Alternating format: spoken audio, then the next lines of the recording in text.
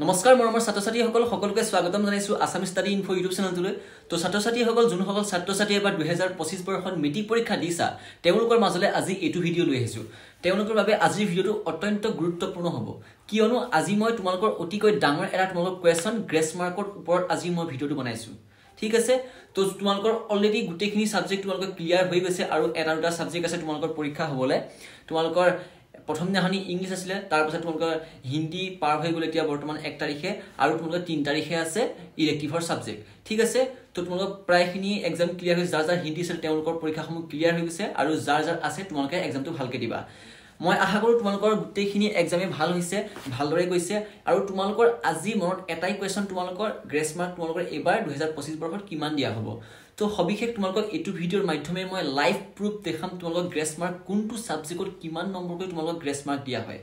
তো নতুন চেনেলটো সাবস্ক্ৰাইব কৰি নটিফিকেশন বেলটো অলট ক্লিক কৰি দিবা এনেকুৱা ধৰণৰ ইম্পৰ্টেন্ট নলেজেবল ভিডিও মেট্ৰিক আৰু হায়াৰ সেকেন্ডাৰী কাৰণে মই লৈ আহোঁ তো এতিয়া বলা ভিডিওটো আৰম্ভ কৰো তো স্টুডেন্টস সকল মই তোমালোকৰ সাইডৰ স্ক্ৰিনত তোমালোকে দেখাই থাকিম মই এফালে মোবাইলত চাই তোমালোকক কৈ থাকিম তোমালোকে সাইডৰ স্ক্ৰিনটোত চাই থাকিবা তো তোমালোকৰ 6টা সাবজেক্ট আছে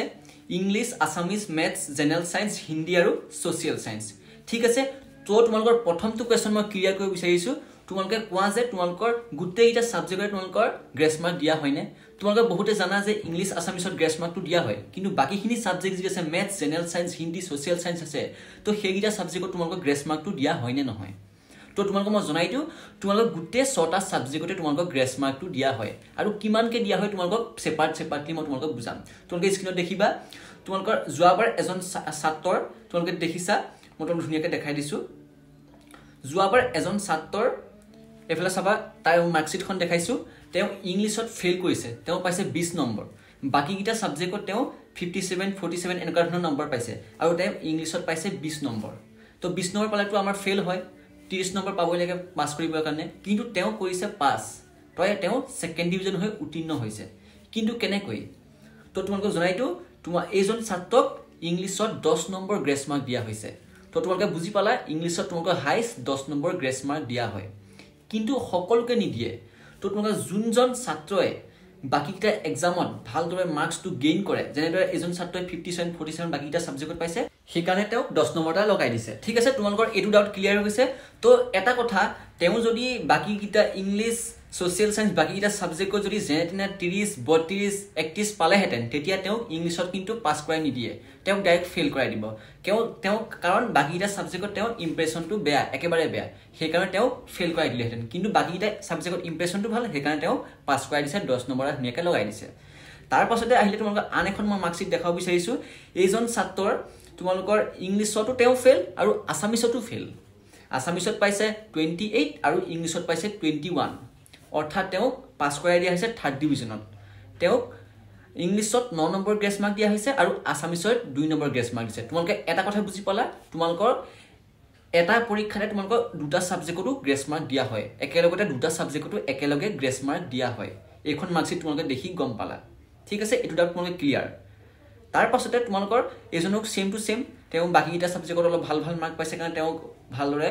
গ্ৰেছ মাৰ্কটো লগাই তেওঁ পাস কৰাই দিয়া হৈছে তো ষ্টুডেন্টস তোমালোকৰ গ্ৰেছ মাৰ্কৰ আৰু এটা ৰুল আছে তোমালোকে হেতু জনাটো অতিকৈ গুৰুত্বপূৰ্ণ তোমালোকৰ যেহেতু প্ৰতিটো সাবজেক্টতে 30 কে পালে তোমালোকৰ 180 পালে তোমালোকে পাস কৰা হয় তো ঠিক আছে তোমালোকে 180 পালে পাস কৰা হয় তোমালোকে বুলে তোমালোকে গুটেটা সাবজেক্টতে বুলে তোমালোকে 179 পাইছা তেতিয়া তোমালোক কিন্তু গ্ৰেছ মাৰ্কটো তোমালোকৰ মুঠ নম্বৰটো লগত যোগ কৰা নহয় তোমালোক প্ৰতিটো সাবজেক্টতে এক্সট্ৰা তোমালোকৰ গ্ৰেছ মাৰ্কসমূহ জয়েন কৰা হয় তোমালোক ফুল গুটে টোটাল মাৰ্কটো ওপৰত তোমালোক গ্ৰেছ মাৰ্কটো জয়েন কৰা নহয় মই এটো কথা তোমালোক আগৰ ভিডিওটো জনাইছো এতিয়া মেইন টপিকটো আহিলে তোমালোকৰ আসামিজ ইংলিশত তোমালোক কিমান নম্বৰ গ্ৰেছ মাৰ্ক দিয়ে তোমালোক গম পাই গলা আসামিজ আৰু ইংলিশত হাইষ্ট তোমালোক 10 নম্বৰ গ্ৰেছ মাৰ্ক দিয়ে আজিলৈকে দেখা হৈছে হাইষ্ট 10 নম্বৰ গ্ৰেছ মাৰ্ক দিয়া দেখিবলৈ পোৱা গৈছে তাৰ পাছতে ম্যাথছ আহিলে ম্যাথছত কিমান দিয়ে ম্যাথছৰ তোমালোক হাইষ্ট 10 নম্বৰ গ্ৰেছ মাৰ্ক দিয়া দেখিবলৈ পোৱা গৈছে আজিলৈকে হাইষ্ট ম্যাথছত 10 নম্বৰ গ্ৰেছ মাৰ্ক আমি দেখিছো ঠিক আছে তাৰ পিছত জেনাৰেল সায়েন্সত হাইষ্ট আমি 6 মাৰ্কস দেখিছো 6 মাৰ্কস কিন্তু এটা কথা ম্যাথছত তোমালোক 10 মাৰ্কটো যে 10 মাৰ্কটো বহুত ৰেয়াৰ হয় হাইষ্ট এনে নৰমালি 5 নম্বৰ 4 নম্বৰ 3 নম্বৰ এনেকুৱা পোৱা দেখিবলৈ পোৱা যায় কিন্তু বহুত ৰেয়াৰ কে তোমালোকৰ 10 নম্বৰটো কেতিয়াবাহে তোমালোক পোৱা দেখিবলৈ পোৱা যায় ম্যাথছত